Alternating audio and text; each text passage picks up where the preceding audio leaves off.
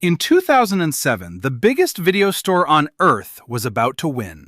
9,000 stores, and a brand new weapon that was beating Netflix so badly that Netflix's own founder later admitted out loud it was killing them. For the first time, the giant had a plan that actually worked.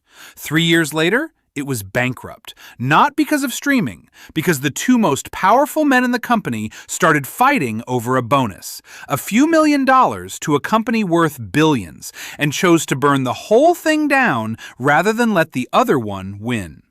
This is the story of the pettiest self-destruction in business history.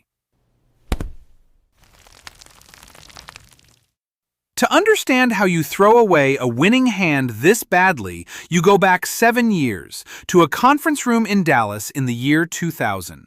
A tiny company called Netflix, 30 employees renting movies by mail, losing money, flies in to beg Blockbuster to buy it.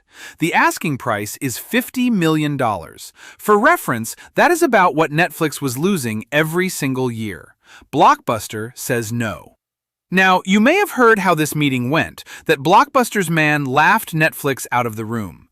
That comes from exactly one place, a Netflix founder's memoir published 19 years later describing a twitch at the corner of a man's mouth.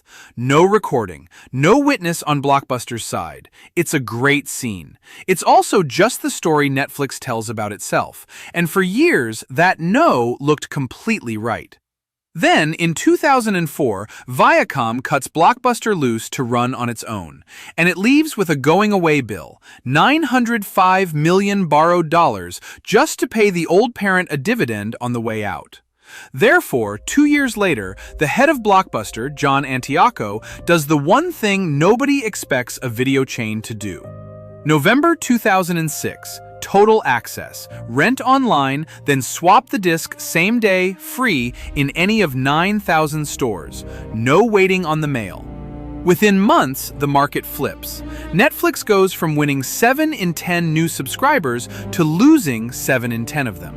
By mid-2007, Blockbuster has 3.6 million online subscribers, up 157% in a single year. Netflix's own co-founder later put it flatly, "It was killing us." According to Antioco, the numbers get good enough that he and Netflix's head quietly start talking about combining the two companies. Antioco has built the rarest thing in this show's history, a turnaround that is actually turning around. But he has a problem, and it has nothing to do with Netflix. A year before Total Access even launched, the investor Carl Icahn had forced his way onto the board and called Antioco's pay unconscionable on his way in. Now the two men fight over a bonus. Antioco's contract entitles him to $7.65 million. Icahn's board offers $2.28.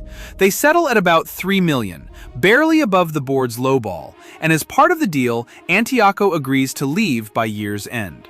So in July 2007, the man who just outmaneuvered Netflix walks out of the company he was winning for. His replacement, Jim Keyes, would soon look at Netflix, by then past 8 million subscribers, and call it not even on the radar screen. Investment in the online push gets cut. The advertising dries up. By 2010, 3 years into the new man's tenure, not day one, Blockbuster is charging $1 a day in late fees again. Keyes will later blame a credit crisis, not his own choices.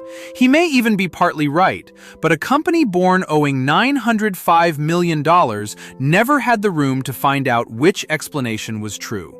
September 2010, Blockbuster files for bankruptcy, $1 billion in assets against $1.5 billion in debt. The dinosaur didn't die for missing the future. It died arguing over a bonus while it was already winning. In 2011, Carl Icahn, the man who started the fight, calls Blockbuster the worst investment he ever made and admits he still doesn't know what would have happened if they'd never blown it up over a bonus. Next time, the company that convinced you diamonds were rare.